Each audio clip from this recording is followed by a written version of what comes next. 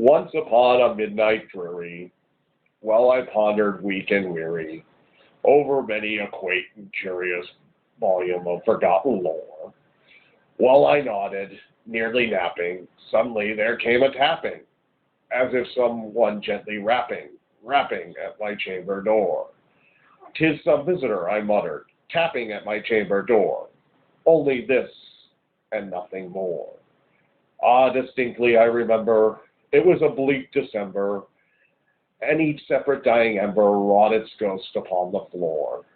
Eagerly I wished the morrow, vainly I had sought to borrow from my books a crest of sorrow, sorrow for the lost Lenore, for the rare and radiant maiden whom the angels named Lenore, nameless here forevermore. And the silken, sad, uncertain rustling of each purple curtain filled me with fantastic terrors never felt before, so that now to the beating of my heart I stood repeating, "'Tis some visitor, entreating entrance at my chamber door. Some late visitor, entreating entrance at my chamber door. It is, and nothing more." Presently my soul grew stronger, hesitating then no longer. "Sir," said I, "or madam, truly your forgiveness I implore, but the fact is I was napping, and you so gently rapping, and so faintly you came tapping at my chamber door. Then I scarce was sure I heard you. Here I opened the door. Darkness there, and nothing more. Deep into that darkness peering I stood, there wondering, fearing, doubting, dreaming dreams no mortal ever dared to dream before. But the silence was unbroken, the stillness gave no token, and only the word was spoken, was whispered word, Lenore. This I whispered, and an echo murmured back the word, Lenore. Merely this, and nothing more. Back into the chamber turning, all my soul within me burning, soon again I heard a tapping louder than before. "Surely," said I, "surely that's something out my window lattice. Let me see, then, what thereat is, and this mystery explore. Let my heart be still a moment, and this mystery explore. 'Tis the wind, and nothing more." Open here I flung the shutter, when with many a flirt and flutter, in there stepped a stately raven, of saintly days of yore. Not the least obeisance made he, not a minute stooped or stayed he, but with a mien of lord and lady, perched upon my chamber door. Perched upon the bust of Phallus, just above my chamber door, perched and sat, nothing more. The ebony bird beguiling my sad fancy into smiling, but by the grave and stern decorum of the countenance it wore. "Though thy crest be shorn and shaven, thou," I said, "art sure no craven, ghastly grim, an ancient raven, wandering from the nightly shore.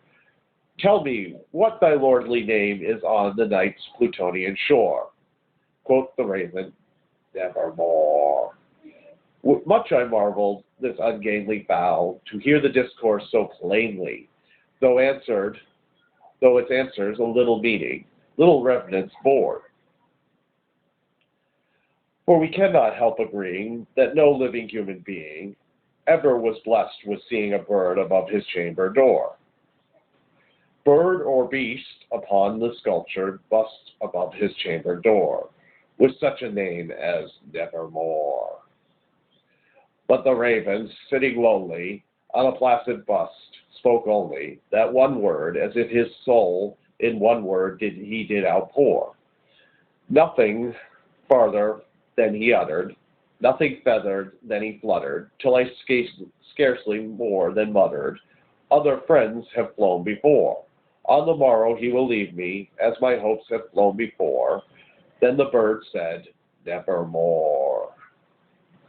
Startled at the stillness broken but rapidly so aptly spoken, "Doubtless," I said, "what it utters is only stock and store, caught from some unhappy master, whom unmercifully disaster followed fast and followed faster, till his songs one burden bore, till the dirges of his hope and melancholy burden bore, oh, never, never more. But the raven still beguiling all my fancy into smiling, straight I wheeled to the cushioned seat in front of the bird, and bust and door.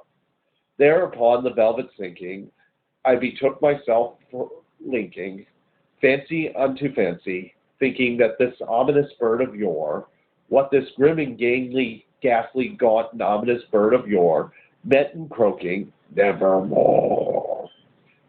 This I sat enraged and guessing, but no syllable expressing, to the fowl whose fiery eyes now burned into my bosom's core.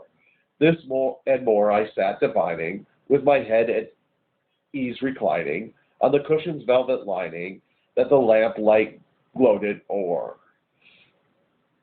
but whose velvet violet lining, with the lamp light gloating o'er, she shall press, ah, nevermore. Then methought the air grew denser, perfumed from an unseen censer, swung by a seraphim whose footfalls tinkled on the tufted floor. Wretch, I cried, thy God has led thee, by the angels he has sent thee, respite, and neapenthe from thy memories of Lenore. Quaff, oh quaff, this kind of neapenthe, and forgot this lost Lenore. Quoth the raven, nevermore. Prophet, said I, think of evil, prophet still, if the bird or devil, what tempter sent, or whether tempest tossed thee here ashore, desolate and yet all undaunted, on the desert land enchanted, on this home of my horror haunted. Tell me truly, I implore, is there, balm of Gilead? Tell me, I implore. Quoth the raven, nevermore. Prophet, said I, think of evil, prophet still, if bird or devil, by heaven that bends above us, by the God we both adore.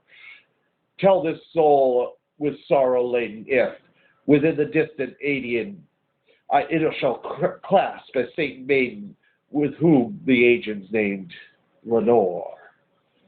Clasp a rare and radiant maiden, with whom the angels named Lenore. Quoth the raven, nevermore. Be that a word, our sign of parting, bird or fiend, I shrieked upstarting, get thee back into the tempests of the night's Plutonian shore. Leave no black plume as a token of that lie thou shalt have spoken. Leave my loneliness unbroken. Quit the bust above my door. Take thy beak from out my heart. Take thy form from off my door. Quoth the raven, nevermore. And the raven, never fitting, still sitting, on the placid bust of palace, just above my chamber door. And his eyes have all the seeing of a demon that is dreaming, and the lamplight over him streaming throws his shadow on the floor. And my soul from out the shadow that lies floating on the floor shall be lifted nevermore.